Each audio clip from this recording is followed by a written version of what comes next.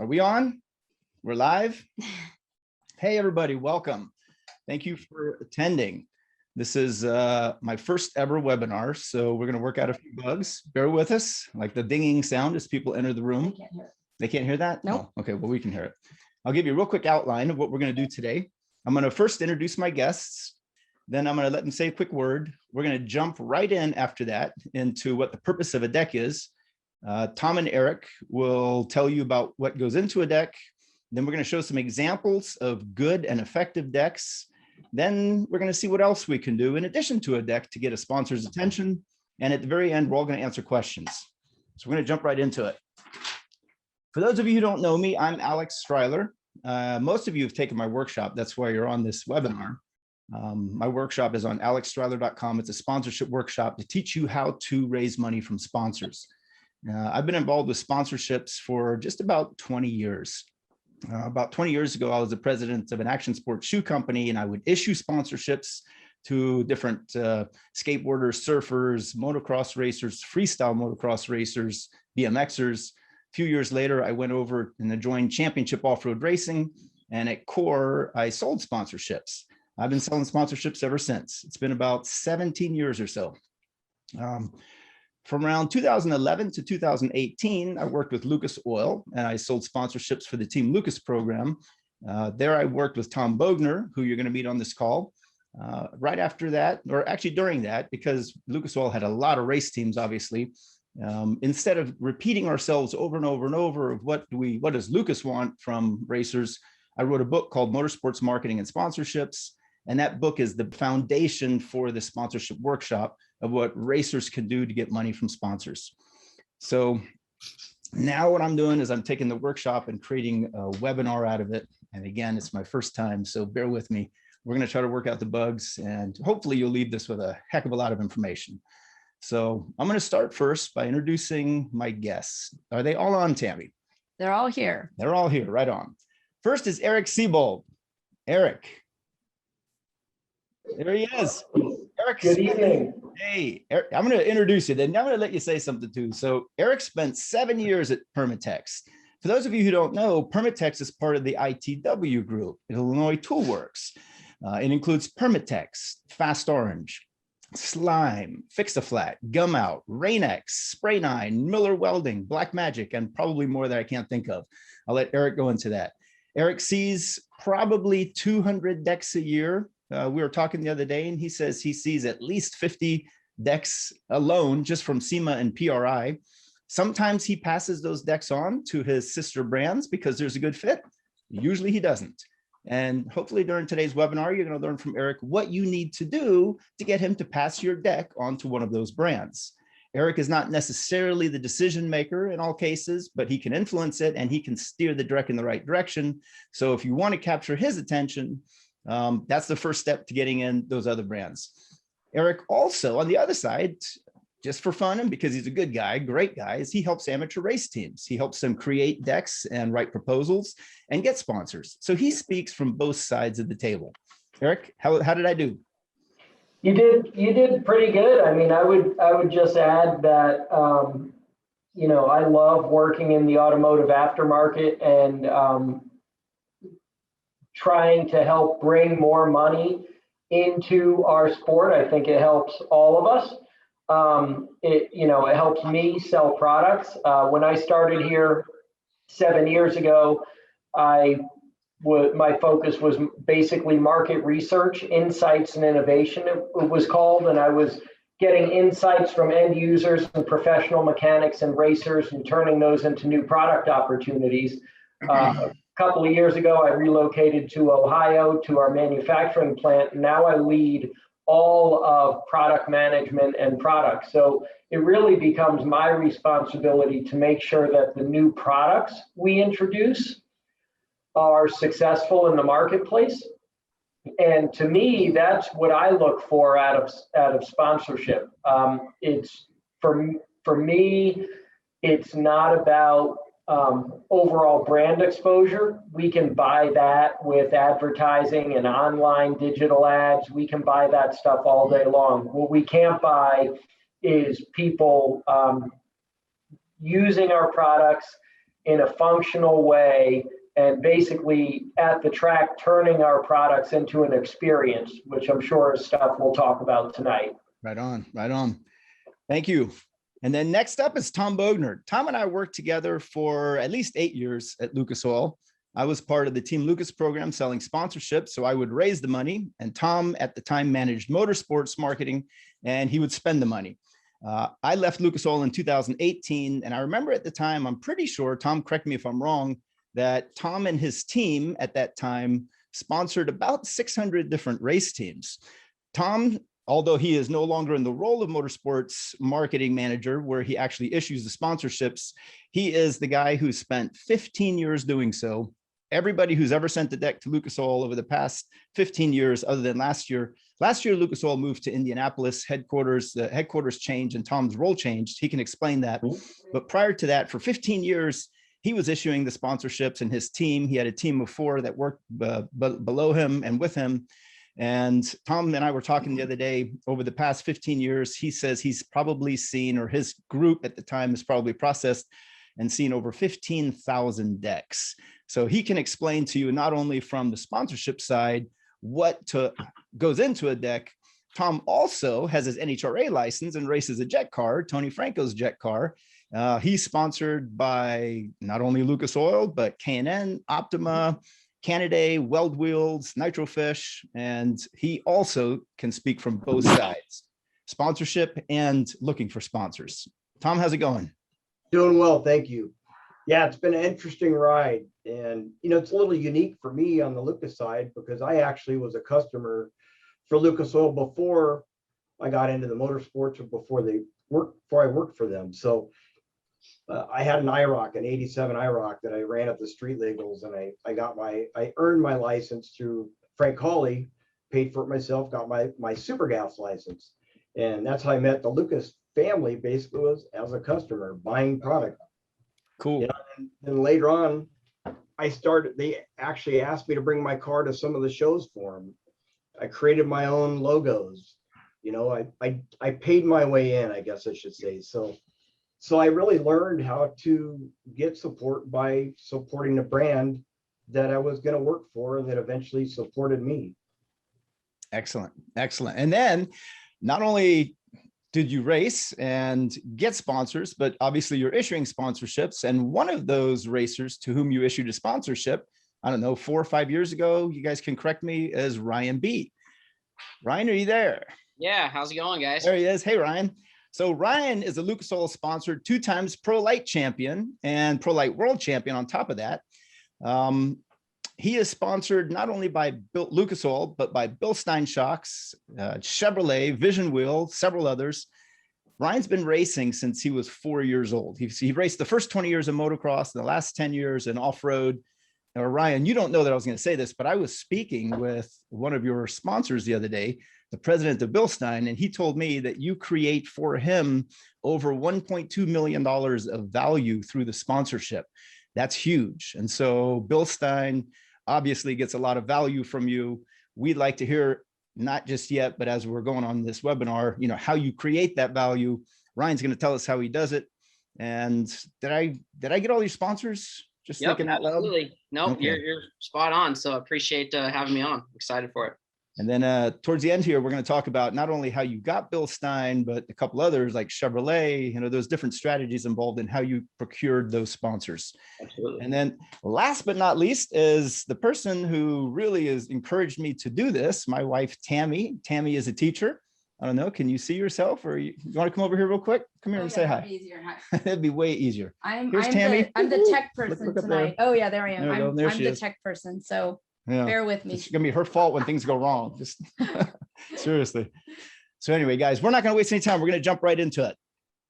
Most of you have already watched my workshop, so you know that the purpose of a deck is not necessarily to sell and to make money. Now, there are exceptions. We're going to talk about that. At the high level, the purpose of a deck is not to sell. At the level where I was selling sponsorships for Lucas Oil and for Core, you don't send a deck to someone and get $1 million right away. It doesn't happen. The purpose of the deck is to start a relationship. It's to create interest, to open a door, to get a conversation going. And to do that, you need to show through your deck who you are and what you represent and how the brand can fit into that. And we're going to show some examples of really good decks, deck alternatives, because a deck does not have to be print, and other things that you can do. My guests are going to explain to you what you can do to capture their attention and what they did to capture attention. Now on smaller deals, product deals, on smaller dollar deals, a deck sometimes is the first and maybe the only communication you have with a company, which could determine a sponsorship. There are a lot of companies out there that on their website, it says, click here if you want a sponsorship, explain why, and then you fill out a form, and then you maybe upload a PDF file, and they will make a decision from that. And I'll start with Tom, because Tom, you sponsored, back when you were doing this, 600 plus different race teams. I'm pretty sure, I can only guess that not all of those were teams that you knew personally, but some probably from decks that you received. Did you ever choose a team to sponsor just from something that they sent? And if so, what was it in that deck that got your attention? Yeah, Lucas being an additive company and an oil company, so Forrest Lucas started the company with the additive side, correct? Right. And kind of grew into some of the racing products. And as some of those products came out, we needed a way to get them into the market. So, sometimes you'd get a deck from somebody that might be maybe just an amateur racer, but you can tell by looking at their program and reading through their deck, they're already using your products. And they researched it and they understood, and maybe they didn't win every race, but they were just very active. And I take a chance at them. It's like a gamble, right? Yeah. When I first started into the marketing side and sponsorships, we didn't have social media like today. So, you really had to go online, right? Yeah, that's a real good point. So, it's evolved. But yes, I definitely took chances, but I really was looking for specifics in someone. It didn't have to be how old they were, but do we need like an ATV? We're launching a new UTV, ATV oil.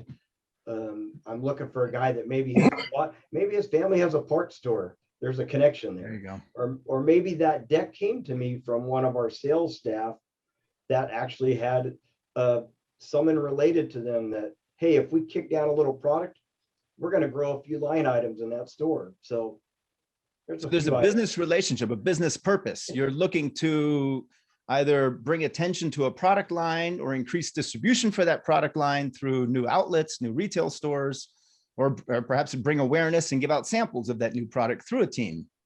Exactly. And I found a lot of the grassroots racers are really the ones that are hands-on, and they're the ones that their friends are hands-on, and you send them a case of field treatment with their race oil, and they share it with, maybe it's the guy in the pit next to him, but maybe it's somebody that's going to be a big influencer on the product later that has some business to business connections. Yeah. And we grow that product. I look at it like when you went to some bigger events and maybe Monster Energy would pass out the samples, Forrest didn't always like that, but it works. Got it. In their hand, Yeah, in their hand. Absolutely. And then Eric, how about you? When you're looking at a deck, what are some of the things in a deck that attract your attention that would actually make you either engage that racer or pass the deck along to one of the other sister brands where you think it's a better fit? So definitely image and how that lines up with the brand. So like, for instance, our brand at Permatex, we are somewhat old school, right? We've been around 111 years now. So we've been around a long time as a brand. So, and a lot of professional mechanics use us, right? So I'd like to say our kind of brand equities are, we're trusted, reliable, you can depend on us, we'll always be there, right? So to give you an example, and I hadn't even thought to mention them until tonight, but like probably 2 years ago, I got a deck from a woman I didn't know, Sarah Burgess is her name, but she had it's a mother-daughter team, right? And it was unique They had an image. They had this mother-daughter thing, yet they were out there racing really hard in a couple of different series. But it fit with that trusted, reliable, dependable, right? Because a mother and a daughter have that relationship. So I thought it lined up nice with our brand. But beyond that, just a little image in general. I know I see Trevor Larkin is on this call, and Trevor sent me a deck not too long ago, and it really stood out to me because he's got a really distinct image. It's different than other ones that you see. There's a personality there. So I guess in my mind, just as I talk through this, I'm thinking about it more myself. Your deck is your example or your opportunity to present your personality on paper. And that's really what the brand is buying into. And does your personality align? And just to build sort of on the opposite side of it, I'll tell you personally 2 things I never look for, or if they are in there, I just kind of end up flipping through them. And this is just me. It's probably different for a lot of brands. But a lot of racers spend a lot of time on what I would call their race resume. I took 2nd place at this. I took 1st place at this. Chances are I never even heard of those individual races, unless they're like, really big, like the Mint 400 or something really big, right? So I'm looking way more at the image. And if it's not a fit for us, one of our sister brands is Slime, right? So if you're a desert racer and you really fit with that Slime brand, I might push it out to them. Another sister brand would be Gum Out. Gum Out and Black Magic do a lot together. They're kind of owned by the same division. And they're a little edgier. They do a lot in drift. They do a lot with the younger demographic. We're trying to skew younger at Permatex, but we're a little more middle-age demographic. So if you're, a younger racer, a little edgier, I might push it over to Gum Out or Black Magic, but it's really about that image and brand fit. So, think about that when you're sending your decks out. Does it align with the brand I'm sending to? And does that alignment come through in the deck? I'm glad that you mentioned Trevor Larkin, because Trevor took my workshop, reached out to me, and we emailed back and forth a few times. Then he sent me his deck, and I thought it was outstanding. So I asked his permission to show the deck on tonight's webinar. And you guys are going to get to see an example of what I think is one of the best decks that I've seen in a long time. And Trevor, I hope it's not embarrassing, because it was a really good deck. And for Eric to mention it, that says a lot.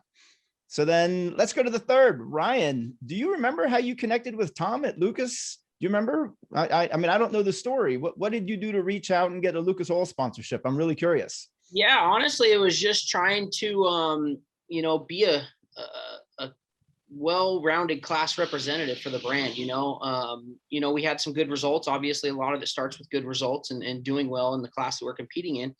But me and Tom kind of just hit it off. I'm kind of a grassroots racer to begin with. That's where I started. I got big sponsors now, but it literally started with a flatbed trailer and an off-road truck going to the Lucas Oil off-road races.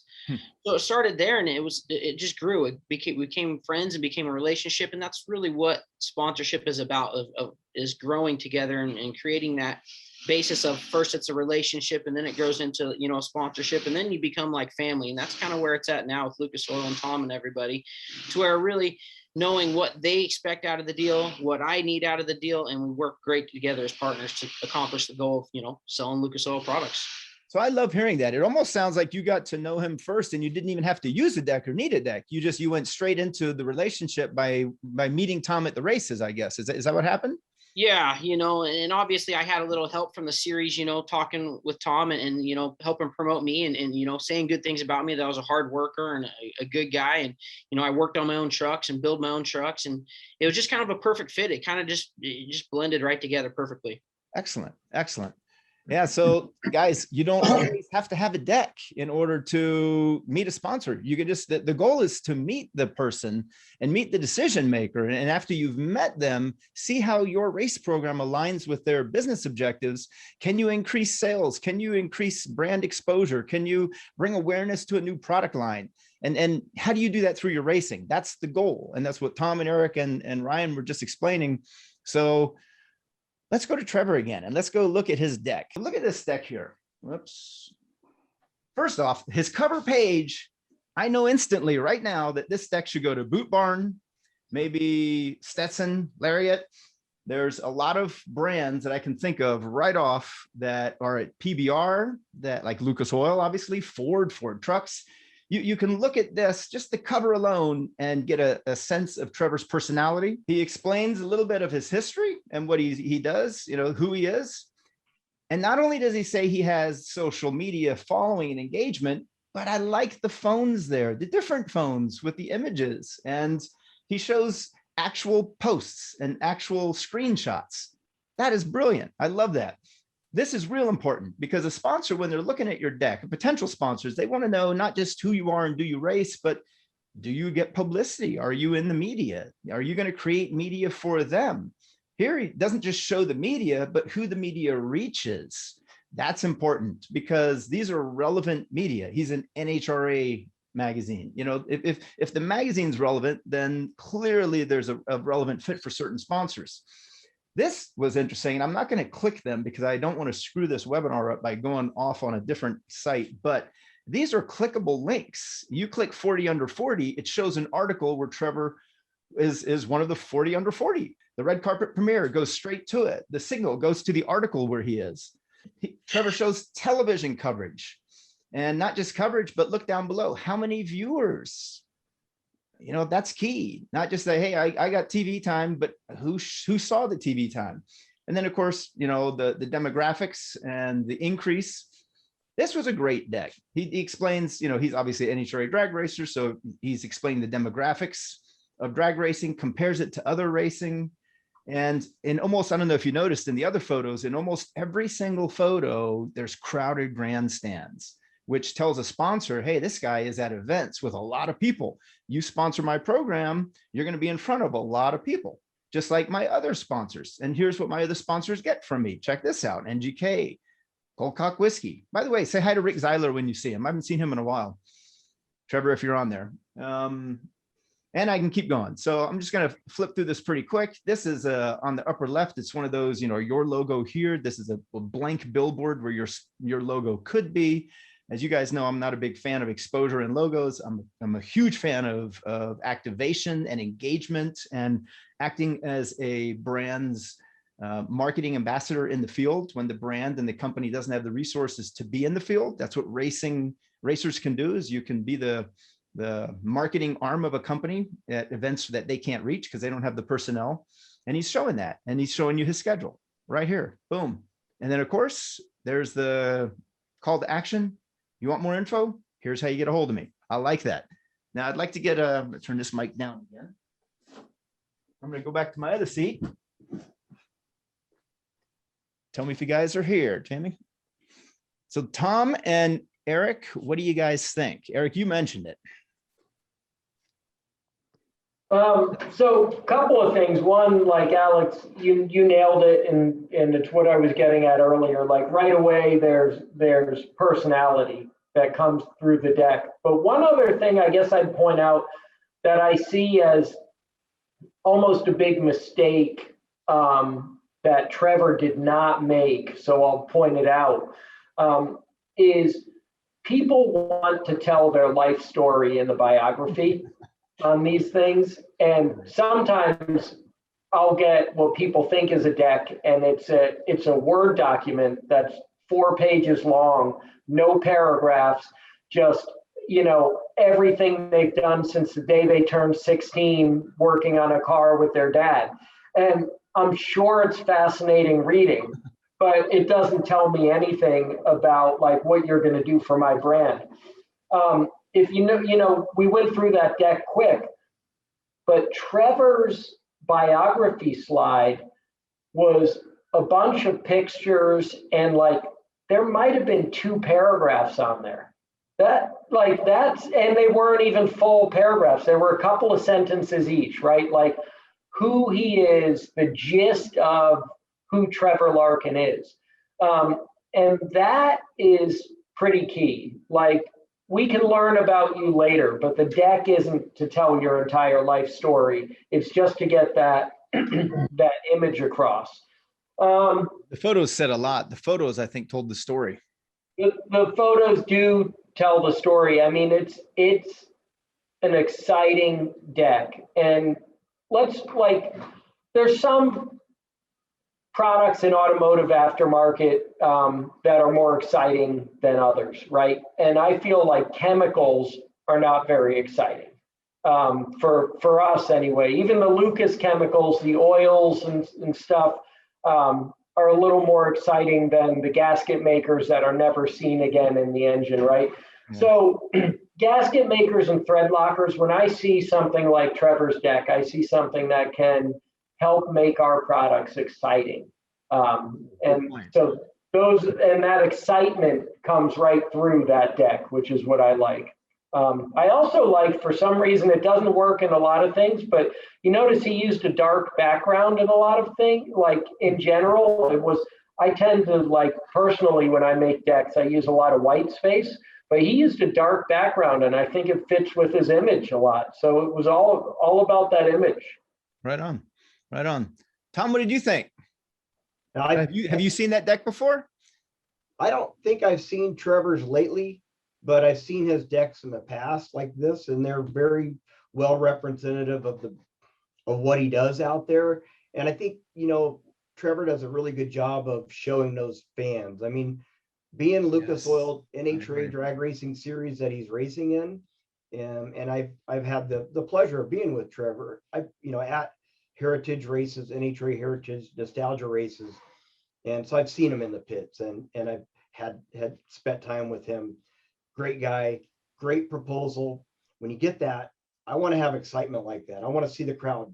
Don't send me your super comp dragster at Las Vegas Motor Speedway with nobody in the stands at a Lucas Oil divisional, because yeah, you know what I'm saying. And I think I agree. Trevor did a great job of showing that excitement. And the demographic, I understand all that, so I don't need as much information when I look at a deck like this, because I've been involved with the series for, Lucas Oil has been involved with the series for 21 years or 20 years. The demographic to me is not as important, but the TV viewership is.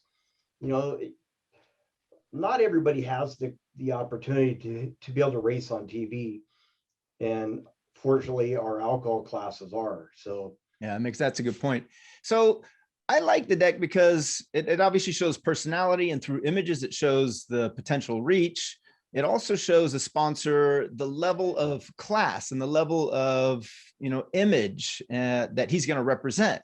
It's not some cheesy low resolution with blurry images. Every image is very carefully selected, and he's showing a sponsor through the deck. Hey, I'm going to represent you. This is how I represent myself. And if your brand is attached to me, this is how you will also be represented. So my understanding is that he made that deck himself. It's not from a professional agency. So that's not a deck that you have to pay tens of thousands of dollars for. Now I'm going to also play devil's advocate for just a second. And this is going to engage kind of an interesting conversation. I'd like to hear, Eric, at least what you might have to say, because sometimes a deck, if you're going for big dollars, and this is obviously a big dollar deck, it's very effective, but sometimes a deck can be too good for certain sponsors because it might scare a sponsor off. If there's a small local brand that you're targeting, but your deck looks like $1 million deck, or, Ryan has $1.2 million program. How do you not scare off the smaller guys into thinking, oh, I can't afford this guy, so they don't even look at the deck? Eric, do you have any examples of, I know you sent us a couple of files. Is there one that Tammy should pull up so that we can see if you are going to not target, let's say, Monster Energy and Rockstar and Coca-Cola and the big brands, but you're going after a small local business, perhaps for a product sponsorship, is there a better way to do it? Yeah, I think that's a great kind of point, because you could look at Trevor's deck. A lot of people on this call could look at Trevor's deck and be like, well, I don't have pictures of grandstands with 300,000 people in them, right? Or I don't have that. But one of the things we look for as a brand, and look, like Permatex, yeah, we've been around all these years, but we don't have massive marketing budgets to spend on traditional advertising. So we look for how can a racer help us connect with people we otherwise wouldn't be able to connect with? Yeah. So for a good example of that, a couple of years ago, there was a guy named Steve Bunnage, and Steve races pro pulling tractors. And somehow he reached out to one of our marketing directors. Alex, you would know him. It was Donnie at the time. Okay, yeah. But he reached out to Donnie Braga, who's no longer with our company. And it turned out to be a very successful little sponsorship for us. It didn't cost us a lot of money. Steve was super happy. He was in a regional pro pulling kind of thing. It was a Lucas Oil series. And, you know, that's something that you can show some pretty packed stands at local events and have that same kind of impact that Trevor had with the big events. So I don't know if Tammy has it, I did send you a short deck, Alex, from a young kid really named Jacob Bolin, that I thought would be a good example to just contrast what Trevor has. This is a good example to contrast what a sort of a more grassroots deck that you could take to a local business or a local Kubota dealership or a local John Deere dealership or a local Generac dealership or something like that, and try to get $1,000 or whatever it might be. So this, and I'm going to call him a kid. This kid here, Jacob Boland, is 15, and he's working on moving up from carts. Let Tammy know when she should forward through the slides. Yeah, from carts to F4 and TC America, which is touring cars. Those are the two series he's looking at, and he's trying to get sponsorship dollars to help him do that. So you can move to the next slide, Tammy. So basically this is there's a lot of text on this, maybe too much, but he describes, he calls his marketing concept the accelerator, right? Which is unique, right? It's all about racing, but it's also all about the brand. It accelerates your reach. You can go to the next slide. Short biography, just a couple of bullet points, a couple of things and pictures. Next slide. A little about his image. He's an avid worker and an outdoorsman. So if you're going after an equipment company or a lumber yard or a Kubota dealership, like, it shows why they might be a good fit. Next slide. I guess this is about the team that he's on. So, it's interesting for a lot of you, you may be part of a team, but you may be responsible for bringing your own sponsorships. So this is, I think, one of those scenarios. So he's trying to link himself to the team and how the team is expanding to the Touring Car America series. Next slide. And I think there's only like 8 slides in this deck. Here's some social reach and some numbers, and you'll see it's the phone with the hands thing. It's interesting. But you'll see there's not massive reach here, right? 1.3 thousand followers, 390 followers, 2.9 thousand followers. Those aren't massive, but they're big enough to where combined, they have an impact. And then there is some streaming he's got here from YouTube, which is some big numbers from the TC America series. And usually you can find your series will maybe have a series director that can get you some of this information, or you can just go to the series YouTube page and see how many people in general are streaming a race and use those numbers. That's a really good point. Is that what you do as a sponsor? You go to the YouTube page to verify the accuracy of what are in some decks? If a racer puts in a deck a certain reach, do you ever go to YouTube and look to see if it's correct? You know, that's a great question. I generally don't. I probably should. But, you know, when I see numbers on a deck, I actually trust that the racer knows I could check them. So they're probably true. But all in all, what numbers do is bring credibility. That's the key, I think, is credibility, right? So I'm looking for a little bit of credibility when I look through these decks. And those numbers and data are what do that. Right on. Next slide. Series schedule and demographics, and we might be right to like the end of the deck here. And when it says end demographics, there's really not much on demographics except this box down here where he talks about it's primarily male, millennial, and Gen Z consumers with strong middle class incomes associated with home and property ownership. So again, he's probably going after equipment companies, lumber yards, that type stuff like that. Yeah, Home Depot, I see that too. Yep, and then next slide. Kind of a little Q&A, why sponsor Jacob Bolin, activation and engagement, fierce competition, a few bullet points.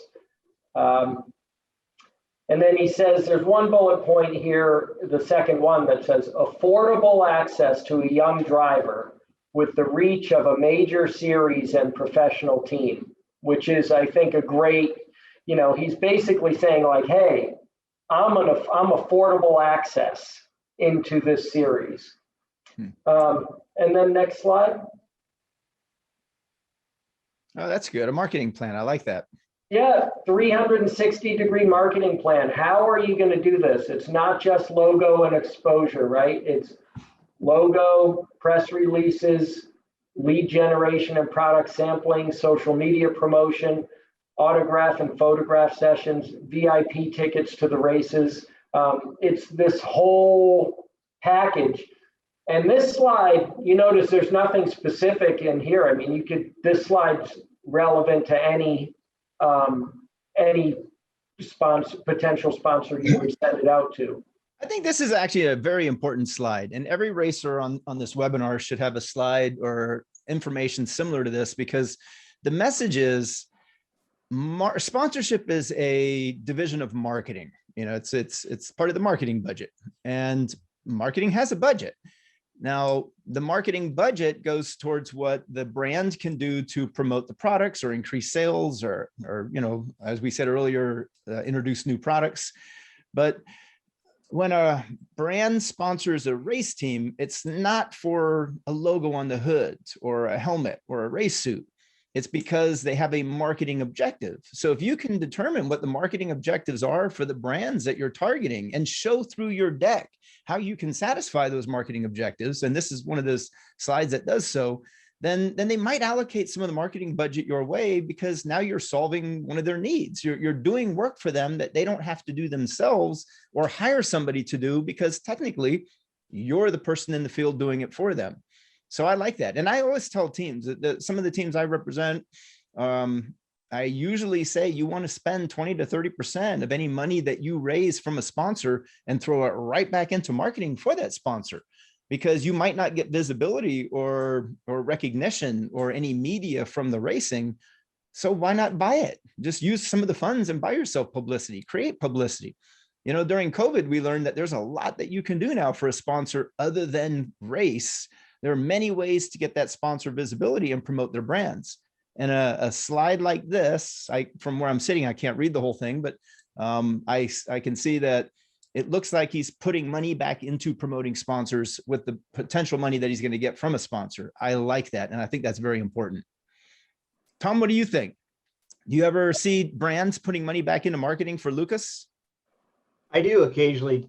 And I actually like that because you hit the nail on the head with COVID. Everybody had time as we were isolated to get in the garage, work on projects, go out and buy things if you don't have them. We weren't sending product out. So I actually saw people that went out and bought product and put it to use, advertising, or, whether it was doing oil changes, or I started my little Bogey's Garage to show people how to use some of the additives. They were kind of following my lead and doing some of that on their own. And it was obvious that they were spending the money to do that because we hadn't sent anything out. Right. COVID made us all very creative to find additional ways to engage and represent brands. And then is this the last slide here, Eric, or it says next steps?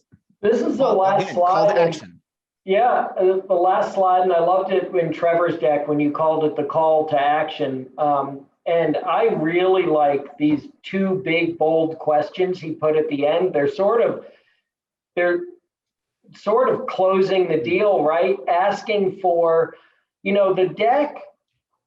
Yes, you can just email out a deck to everyone and hope someone calls you back. But the deck should really actually be used as a backdrop to a conversation. Hopefully you're on a phone with someone and you're able to walk them through the deck. The ultimate goal is to get people on the phone, as Alex said, and have a conversation. So if he's walking you through this deck, or you're walking someone through your deck, and then you get to the end and you say, is there anything else we should know before pulling together a proposal? That's almost like being at a car dealership and the guy saying to you, like, hey, so do you want the red one or the blue one? Right? Like, it's kind of it's that close. And I think a lot of decks miss out on that opportunity to push the close. And this is a unique way to do it, right? Is there anything else we should know before pulling together the proposal? Maybe the guy says, yeah, you should know I have no money and no interest, right? Or maybe he says, no, I think this is good. Yeah, let's get a proposal. You get some buy-in right there. So yeah, that's the last slide. So I thought this was a unique one, especially because it was from a 15-year-old kid, and it shows that obviously, he had some help with it, but it's unique. You don't have to have a massive budget to put together a marketing deck that looks professional or makes you look like a bigger program than you are. And what I particularly liked are the two questions at the very end. I'd never seen that deck before you showed it to me, but by posing those two questions for an engaged marketing director, it's actually starting a conversation. If someone responds, oh, you know what, here's a question, boom, replies to that got that conversation started, which now you can grow into a relationship, and perhaps that relationship grows into a sponsorship. Ryan doesn't only have a deck, which I'm sure he sends out when he is looking for sponsors, although he's pretty busy right now representing. So I don't know if he spends a lot of time hunting anymore, but what he does is he creates value for those sponsors through media. And one of the ways he does so is by making a video deck, which is what I call it, a video deck. This is not really a video deck. This is a docu-series that Ryan has created for his sponsors about who he is, his racing. Let's say 30 seconds of it. We don't have to play the whole thing. Maybe enlarge the screen and play 30 seconds. If you don't have something that's printed or in a PDF file that you can email or mail or send to a company, just show them. All right. Show them who you are. Who is Ryan B? Who is Ryan Beat? That's a good question. Ryan Beat is a craftsman of many skills with a competitive soul and a drive to win. He's a racer for sure. It's been in his blood. It's been in his family his whole life. Just a kid that was never satisfied with hanging around. He was always Mach 2 with his hair on fire. A two-time champion. There we go. So listen, the two-time champion. Who is Ryan Beat? Within 30 seconds, we already know he's a two-time champion, running around with his hair on fire. You got Twitch testifying on his behalf. You keep watching this, Deegan testifies on his behalf. It kind of says, look, this guy's credible. He's legit. So Ryan, I'm going to put you on the spot. Yeah.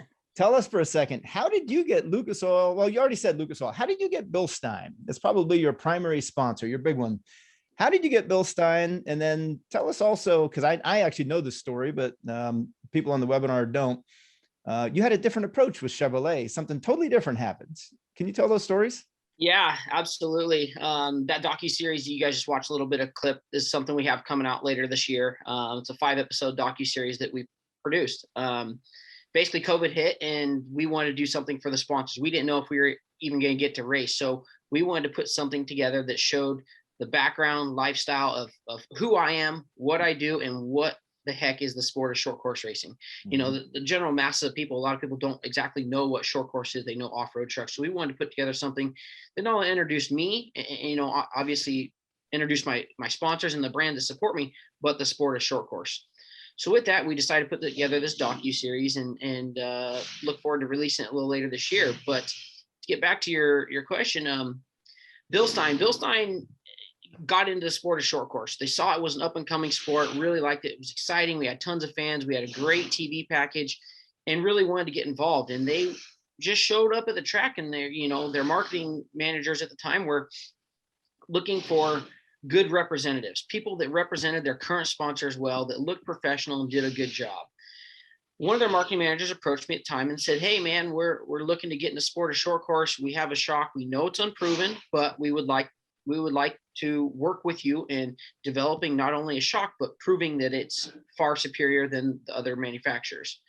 And I was up for the chance, the shot, it's nice. Something that, like I said, we work on our own trucks and vehicles, and thought I could add value to their program.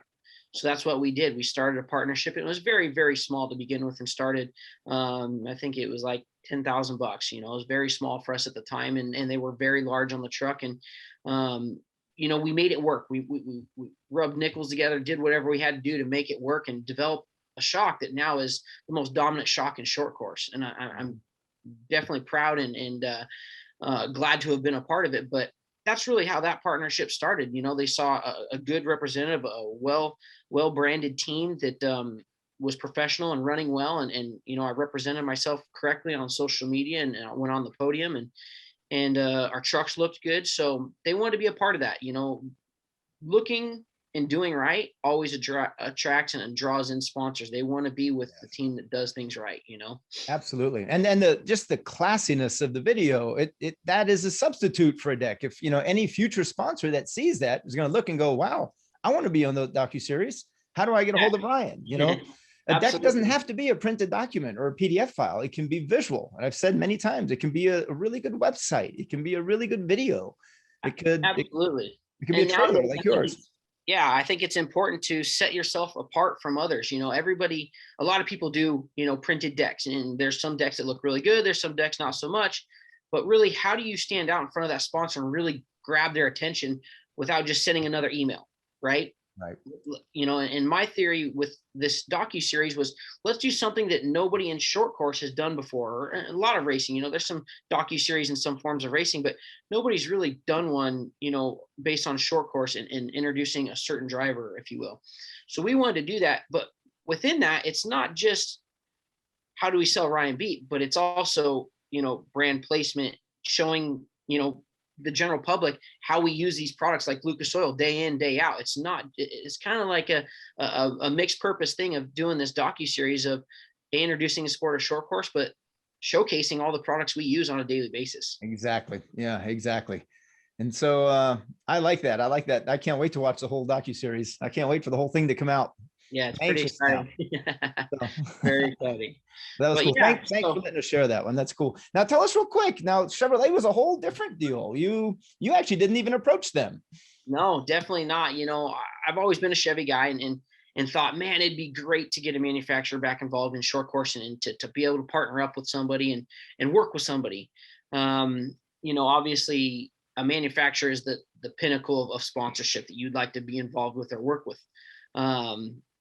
We were at a race this past year, and I've worked really hard over the past 10 years in short course to build the most professional program that I possibly could. We have the pit presence, we have activation in our pits, we have data collection in our pits, and we really try to do things right. And I think you have to cover all those bases to really attract the big ones. You know what I'm saying? Right. So we had a great weekend going. We were performing well. Our pits looked great. And we had a brand new Chevy body. I went above and beyond at the beginning of the 2020 season, even when COVID struck.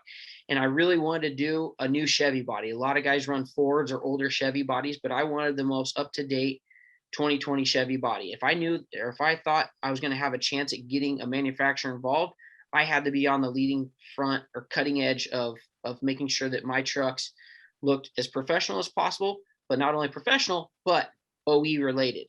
And that was big for me. So we're at ERX racing. We're having a good weekend.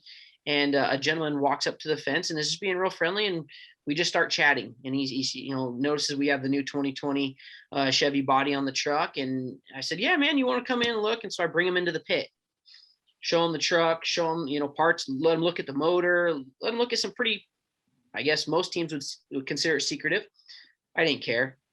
Come look at it, check it out. And we're having a good time talking and walking around the truck. And he notices we run Corvette fans on the truck, which is kind of, very different than what a lot of guys do.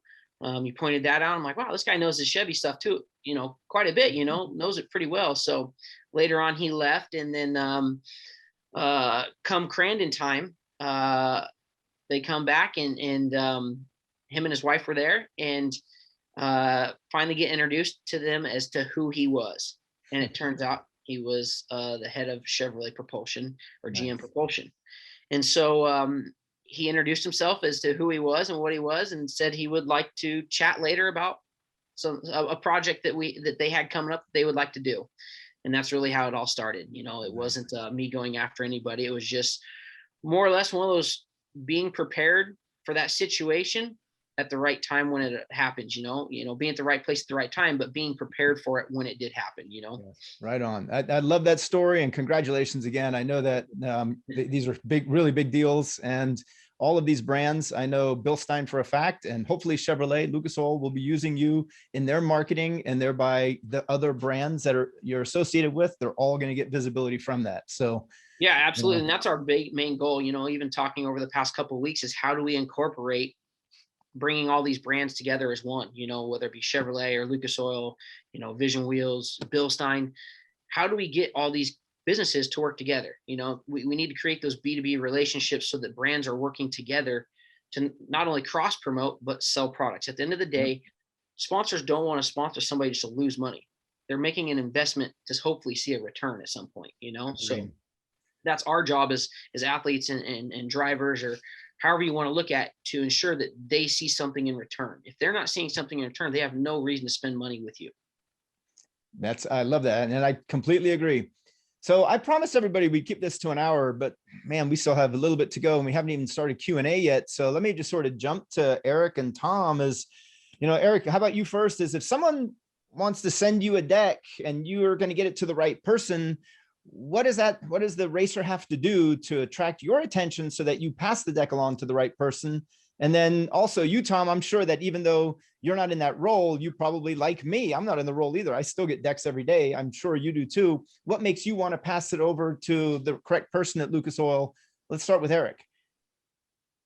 Let's see. Beyond what I've sort of discussed already, I would say some of it might be the way they reach out to me. So, I think people go crazy looking for email addresses sometimes. I got Trevor Larkin's deck when he reached out to me on LinkedIn, right? And then at least I'm pretty sure that's the way it started, reached out to me on LinkedIn. And then we ended up, I think the bulk of our conversation have been direct messages on Instagram. But those are much more personal ways than just sending an email, and you're establishing that, like the way Ryan just talked about that relationship with Chevrolet. I mean, it started out as a conversation at the track, right? So I'd say that's one way. Is there's a couple of unique ways that don't have to be a cold email. But the other thing, I did receive one last week where the subject line was great. And I actually have two screens here, and I wasn't thinking of pulling this up. So just bear with me for 1 second. I'm going to find the subject line. All right, here it is. The subject line of this email, and this was totally cold. I never heard of this person. I didn't recognize the name, anything. The subject line was using Permatex and Fast Orange in front of live race fans. That hits the spot, doesn't it? And I had no idea what it's about. I have no idea if this is a marketing firm, if this is there's product placement firms, right? I have no idea what this is. And I open it up, and it was someone who's a NHRA top alcohol dragster. Right now, we're not doing anything with her or anything, but it was really a unique way. Right. So right from the subject line, I was hooked, where using Permatex and Fast Orange in front of live race fans. Like, yes, that's what I'm interested in. So was that good enough to at least start, perhaps it doesn't lead to a sponsorship this year? Did you start a relationship with this person? Is it something that could lead to a sponsorship in future years? So it could potentially in future years. I did pass it along to our person on our team who handles social media, and and so I did kind of pass it along because I thought it was interesting, but I don't think we're going to do anything this year with that particular one. But just getting me to open the email is a big step, right? Enticing me with a subject line that's about me. It wasn't, right? That's the thing. The subject line was about my needs, not about the racer's needs. And that's probably ultimately what caused me to open that. That's interesting. Tom, how about you? What catches your eye or caught your eye when you were doing this?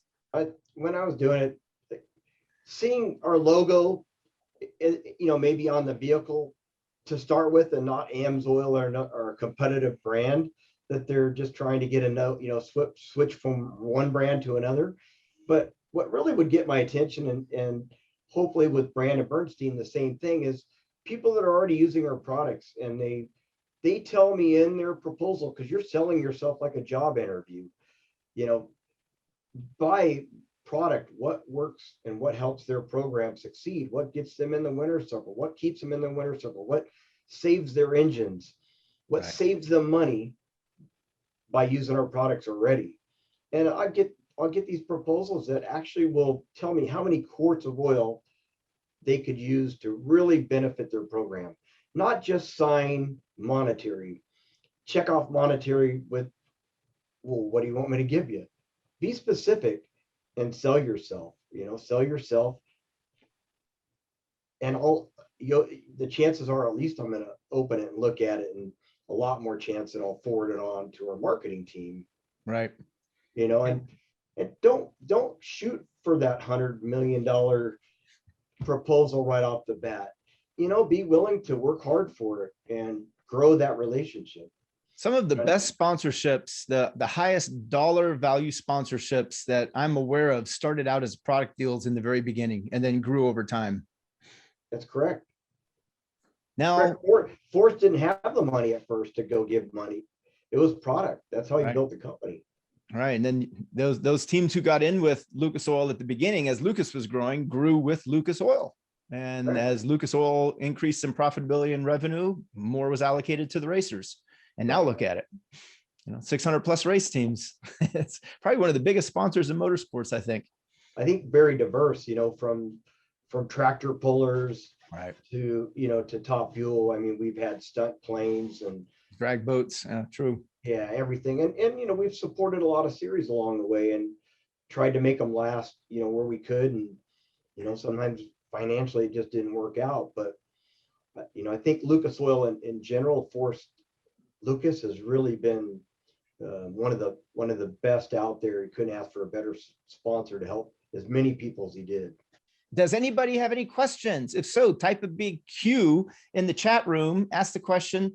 Tammy's going to try to manage this, and it says your camera heated up. Oh, my camera's off. I'm going to come over here. Now we're going to see, it's a different camera because I guess the other camera overheated. All right, which number one for next time? So what kind of questions do we have? So you can either, so if you either want to type them in the chat, or you could unmute yourself and just ask a question, however you want to do it. I can. Cam, are you going to manage this? Yep. If someone types in the chat or wants to just unmute. Hey, I have a question. Yes. Oh, is that who's Hey. that? Trevor? Trevor, yeah. He is. Hey, man. How are you? I'm Matt yet. I'm Alex. Love your deck. Hey, thank you. A lot of work went into it. So you send out these, the conversation goes on, and you get to do the dialogue back and forth with emails or texts or whatever it is, and you get a no. How do you not get that sense of your wind out of your sails, and what's your next step? Yeah, I can say I've sold sponsorships for a long time. I probably get 99% no's versus yeses. I'd rather get a no than a maybe. Honestly, a yes is great and a no is great, but a maybe leaves you hanging, and then you just don't know. But a maybe is as bad as no. Every time I get a maybe, I consider it a no. So a no is usually because you're asking for something that they can't give you at that time. You're asking for a sponsorship, not trying to start a relationship. If you're proposing to someone before you started dating, they're going to say no. So get to know the sponsor before you give them a reason to say no. Yeah, I'd like to chime in with a question. Sure. Finding out marketing budgets from a potential sponsor or a business. It seems kind of difficult to do, and whether you just outright ask what their annual budget is and how they allocate it, whether it's through auto racing or not. How do you go about that? It seems like it would be tricky. Tom and Eric, you guys have budgets. If someone needs to know whether or not they're... Yeah, that is a tough question. I would say, because we're never going to tell you what our marketing budget is, right? Total. And it's even tough for us to say because it's in so many buckets, right? It's split up into so many buckets. It's even tough for us to say. But so, and I can see where it would be really difficult for someone to know, does Permatex have, $1 million marketing budget or a $200,000 marketing budget, right? It's very tough to tell, but I think you've got to somehow get a range from them in your conversation of what's feasible, right? So maybe when you're having the conversation around reviewing the deck, you haven't given a proposal yet, but you've got to kind of find out in that conversation before you give them a proposal some sort of range. I don't know, Ryan or Tom, if you have better. That is a great question, and I don't have a clear answer for it. I think for me, I've always looked at when sponsors are in the series and how involved they are in the series to kind of try to judge a range. Most of us racers have a dollar value of what we know or what we think a certain, level of participation should be worth or valued at. And seeing what they, do they have a ton of signage at the racetrack? With Lucas Oil used to have series sponsors and they would also sponsor drivers a lot of the time. And at that point, you could almost look on the track and tell their level of involvement and try to judge it that way. Sometimes, for me, I would, try to judge it based off series involvement and then involvement with other racers. Try to talk amongst your peers and try to maybe pry some of that information out a little bit before you go shooting from the hip type deal. But I think for me, I've always tried to give them a range or give them several options, like a ballpark, like 3 options, if you will, when trying to, if they don't come forward and give, hey, we're only looking to spend 20 grand. If they don't come forward with that conversation, I always try to give them 3 options: a very minimal option, a middle option, and a top tier option. Okay. Cool. So one of the questions, I'm going to put my reading glasses on. I'm 55 now. How attractive could the video showreel be, or should it be, I guess, to the marketing office as an athlete or a rider presentation?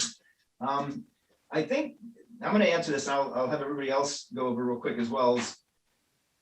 I think that when you're showing sponsors a video of yourself, you're showing them the potential that they're going to see how their brand will be represented through your video.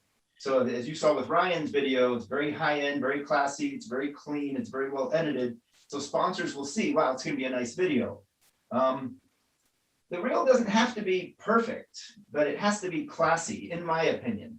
Now, there might be different opinions on that, but I think that if you're going to represent yourself to a sponsor and show them who you are, you want that to be pretty high imagery. The lights in the back, I thought it looked a little better than no light, and then of course the camera battery died or something happened. I don't know what it was. I think the camera overheated. So you see the difference in the imagery, right? You want to keep that in your mind when you're creating videos and making graphics, is that a sponsor's not looking at that like, oh, this is who this racer is. They're thinking, this is how this racer will represent my brand. And you want to represent high quality, high resolution, clean images.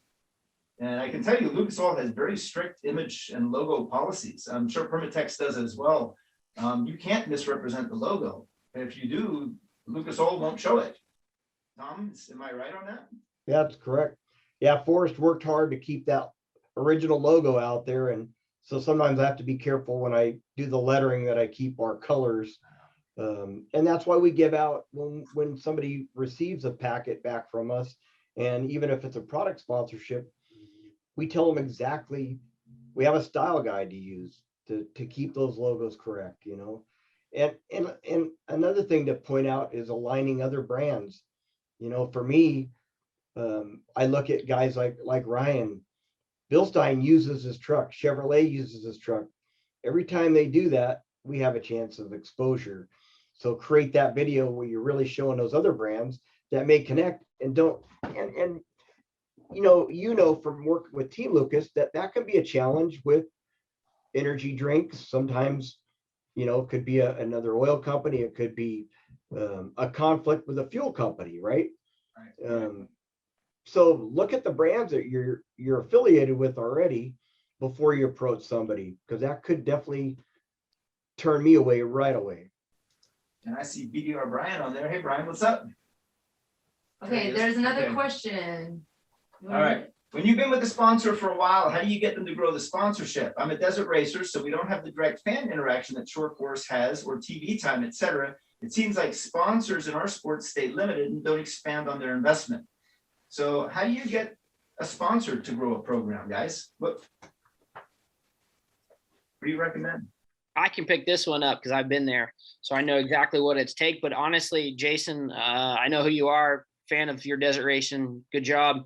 For me, it was, I had to look myself in the mirror. I had to turn around. You want them to grow, you've got to grow too. So I got to give them something to grow with, right? I can't just be like, hey, I want you to grow and spend more money with me, but I'll figure it out on the back end. No, you got to come to them with a proposal, or if you're already working with them, come to them with a game of, or attack plan, of how you plan on attacking something new or something grander, greater, and how you plan on, capitalizing on it and giving them a return for it. It starts with you. If you're not going to do anything different, they're not going to want to spend anymore. It's not, it is how I always looked at it, whether that be right or wrong, but it seemed to work for me. Yeah, and I'll throw something in there too, to build on that. about, just from personal experience, about something that happened at Permatex a few years ago.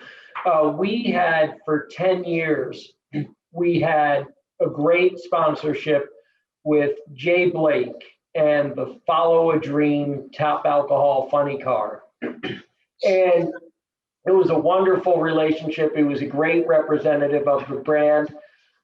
But we kind of realized that we were just putting the same money in every year, and he was going to the exact same races and seeing the exact same fans, and he was doing the exact same off-track appearances, and the program had gotten stale. So when Ryan says, like, you got to bring him something new, it is like, Ryan, you hit the nail on the head. Like, turn that mirror back on yourself a little bit and say, all right, well, did I approach them with something new and different this year? Because they're probably not ever going to increase their investment to go to the exact same races and see the exact same fans that they went to the past couple of years. And I think probably, Jason, you're in a tough position because desert is hard. So I guess racing your truck is one way to do it, but how do you change up and go above and beyond just racing your trophy truck? You're going to have to do something different usually to get them to want to increase budget or expand with you. What about a startup operation, a startup racer, a new team? How does a new team get attention? A team without the video resources, or without the media content, or even the history of having raced. What can a new team do to get your attention, Tom or Eric? Yeah, that's a good one, because if there's no history, it's hard to take a chance on them, to be honest. I really need something to look at that they've accomplished, and I feel sorry for the guys that are starting out new, because it is a challenge, but I don't know that I could just jump on board. Maybe if their program looked successful enough, the right crew people, the right equipment, maybe I'd start them on a product deal and give them a shot at it. But that's kind of a challenge. Yeah, I mean, I would say in that situation, and Tom, I don't know if it's the same for you, but I'd be willing to do a product sponsorship, for us, and give people product and kind of help them out. But of course, for the most part, when you're trying to get into a new series, you need cash, not product, right? I mean, product helps because of course you're going to, hopefully you're using our products.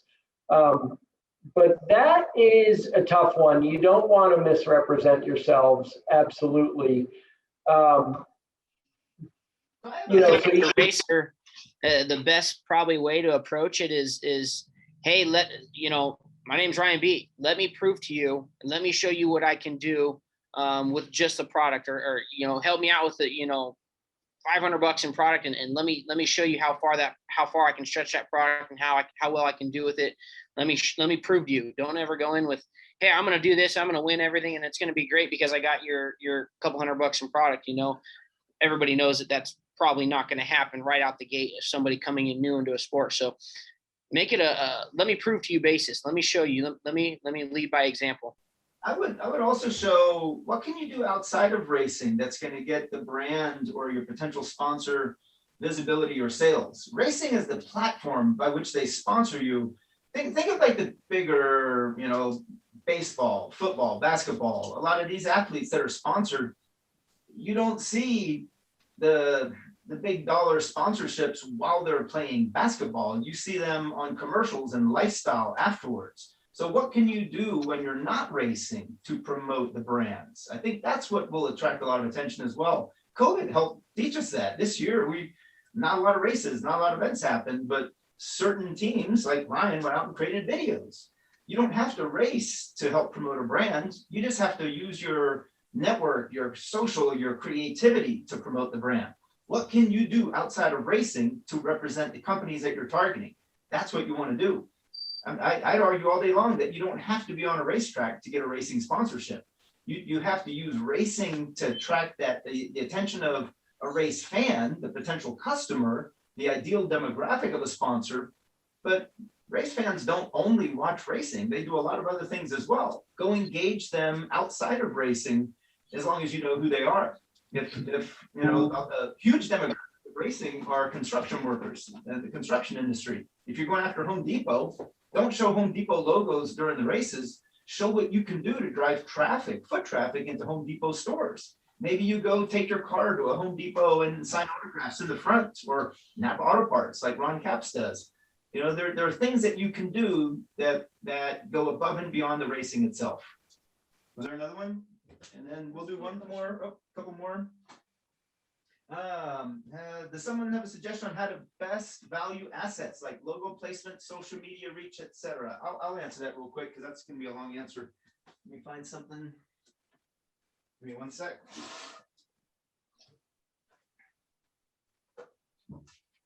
My email address is, email me your mailing address and I'll send you a copy of this book. There are 3 chapters in it that go into valuation in detail. Anybody who emails me their mailing address, I'll send you a book. Don't tell anybody else though, just for people on this call, okay? It literally is 3 chapters. You have tangible assets, you have intangible assets, you have impressions, you have multipliers. There's a lot that goes into valuing assets. You value assets differently for an endemic brand versus a non-endemic. Endemic brands like auto, oil, filters, they want to prove functionality. The non-endemics like Monster, Rockstar, Red Bull, they probably want visibility or distribution or sampling. And so they each have a different value that they place on what you can do for them. And I go into a lot of detail in the book. I'll send you a copy. Is there a better time of year to seek sponsorships? In other words, do budget cycles play into? Yes, absolutely. This goes into that as well. So I'll send you a copy. Japanese companies, they start their fiscal year typically April 1st. So by March 31st, that's when they're determining budgets, you know, February, March. Government companies, it's the end of their fiscal year is September 30th. They start October 1st. So if you're going after Army, Air Force, Marines, or any contractor, Boeing, anybody that supplies the military, you got to be very aware of their budgets. Retailers, their budget typically, or their fiscal year typically ends on January 31st, not December 31st, because retailers, after the holidays and Christmas, they have to account for allowances of returns. People buy Christmas presents and then return them. So they give themselves 30 extra days. They have a different fiscal year. Right now, where are we? We're almost at the end of March, starting April. You probably won't get a sponsorship from a company that has a December 31st fiscal year end, but it's probably not too late to approach some Japanese and even some German companies, because yes, fiscal years count. I missed one, didn't I? As a sponsor, what kind of return on investment statistics are you looking for? This is a Tom and Eric question. What do you look for ROI? I love ROI because, you know, it's debatable whether or not you can even measure ROI. I'll go into that all day long. Tom and Eric, do you guys measure ROI? You know what? That could be a challenge with all that we have going on at Lucas Oil. You know, per individual. You know, look at we're involved with between stick and ball, you know, stadiums and all the different things we're doing. We look at our growth, and if our product sales continue and we don't plateau, that's I think more important right now than what we look at. Obviously, return on investment is huge, but it could be a challenge to individually see what we're getting back. So, and here's what I would say, because Tom hit it, and that's exactly what I would say. But this question, to me, is not the type of question you should keep behind the scenes. Like if you get to the point where you're in negotiations or you're even just presenting your deck to someone, you should ask this question, because they're not going to be able to answer it. And then what it becomes is you're going to be able to then say, well, what would you consider a successful program, right? So when you say, like, because Tom's right, we can't really measure, you know, if we do a promotion with AutoZone and our sales go up 45% from the week before. We can measure that, but we can't measure an ad. We can't measure marketing. We can't measure sponsorship. It's very difficult. So, but if you come out and say to the sponsor, like, hey, what kind of ROI statistics are you looking for? They're going to say what I just said. They're going to say, that's a very good question. I don't know. And then you can say, well, all right, let's talk about what would you consider success out of this program? And they may say, well, we want to sample 10,000, fans with our new product or something. But ROI opens the conversation. It's a great question to ask because it is pretty ambiguous. I agree with Eric. And, one example I can give that shows success would be Sam Schmidt, the IndyCar team. And we've been with Sam Schmidt for a long time. But Sam Schmidt made a connection to 7-Eleven. And now we're doing some private labeling that we may not have had that opportunity if it hadn't been from his return, the return on investment from his program. So that was a nice lead that he gave us, made the right connection to the right people. And now our products are on the shelf in 7-Eleven. Right on. Hey, so does it apply in Canada and overseas? We had a question here about Canada, United Kingdom. Are deck expectations the same overseas? I know both Lucas and Permatex have a lot of operations international. Does it matter that it's a different country, or are you looking for the same things in a deck? I've never really addressed this question. It's a good one. Well, I can go first on that one. So Lucas, when we started the company out, we had operations over in Australia, New Zealand, more offices in Canada, and we've kind of worked it out to where our sales team in country are now responsible for their returns to put back into their marketing budget. So we're not funding that out of the US any longer. So I like to see things that people are looking for over there, but those calls don't come from the US any longer. All right, and we'll do one more because we are way over time here. And this is my friend Ron Stebbin. Ron, what's going on? How are you? I haven't seen Ron in years. Ron, he says, Alex, does anyone have a suggestion how best to value assets like logo placement, social media reach? I did get your book too, Alex. I read it, but it's like that ambiguous kind of a zone. And I got my driver right here next to me. He's very quiet right now. His dad's over there though. His name is James Alder. But anyway, that's a tough one. That's really a tough one. Well, so there is a company out there called Hookit that can value social media reach. And you know how you go on Facebook and you can post a photo of yourself with family and it says, oh, this might be your husband, wife, father, sister, brother, whatever. It knows people in the image because of facial recognition. Well, Hookit uses image recognition.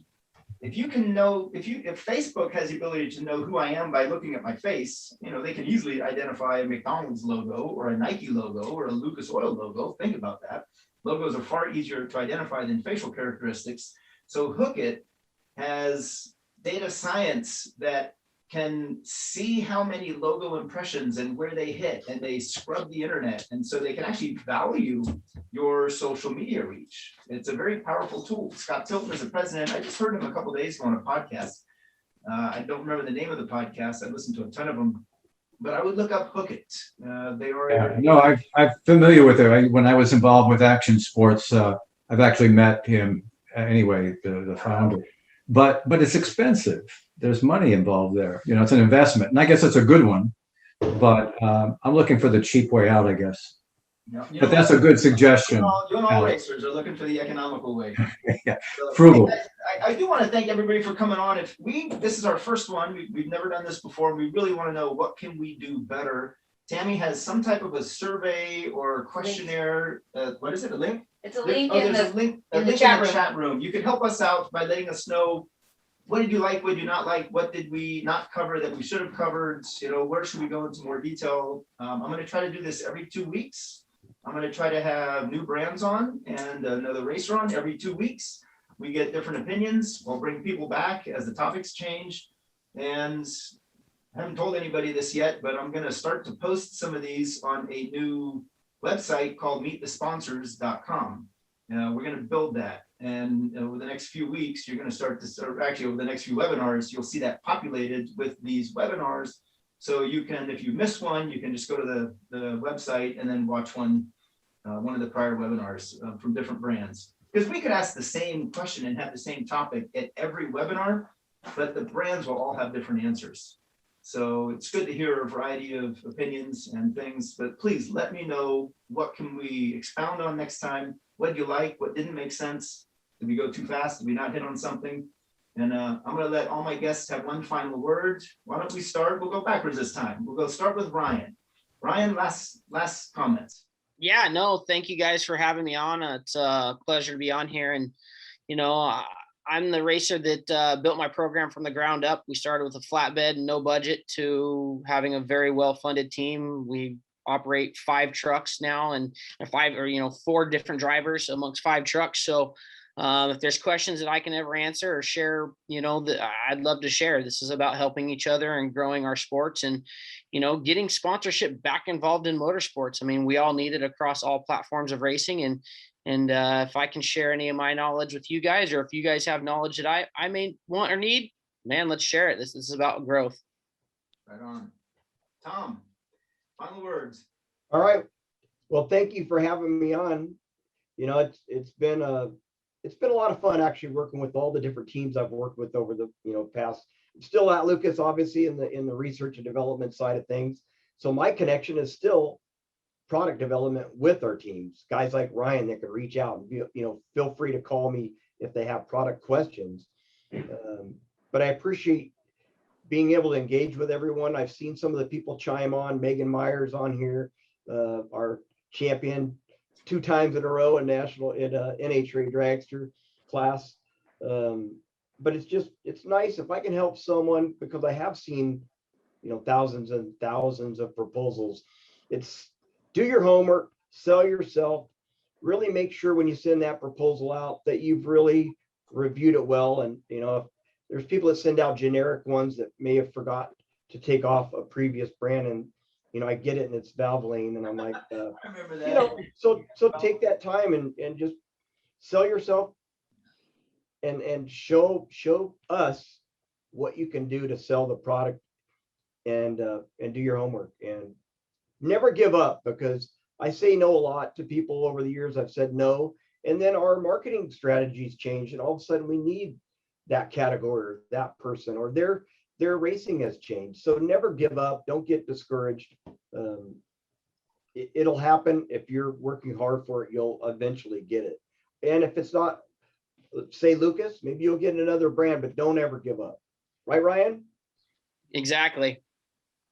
Absolutely. All right. And thank you, Eric, for staying up so late. He's on the East Coast. We have Italy on the line. We have Australia on the line. We got people from all over the place. Ohio. Yeah, us East Coasters, man. This is about past my bedtime. But you know what? This is fun, and I love helping people. I mean, if someone leaves this call and goes and gets some money into their program, that makes it all worthwhile. And a couple of you have already, I've seen them popping in on my phone. A couple of you have already reached out to me on LinkedIn. Feel free to do so. And if I can ever have a conversation and help answer any questions or anything, or if you're putting together a deck or a proposal and you're struggling with something, and, reach out to me or Alex or something, I'll try to help if I can. Because like I said, to sort of open this up, the more money we bring into the automotive aftermarket and the more money that we get into these sports, it helps all of us. Right on. I agree. And thank you for my tech expert. She made it all happen. Not too bad for the first time, but we're gonna get better. Does anybody know any camera coolers? Ways to cool the camera down? It's I don't know. We'll figure it out. We'll figure that out. Tom, you guys make an antifreeze for cameras yet, or no? No, sorry. Hey, thank you everybody for joining. I appreciate it. I'll try to do this every 2 weeks. All right. Take Good care. night, Good night, everyone. everyone. Bye. Thank you. Bye. See ya. See you guys.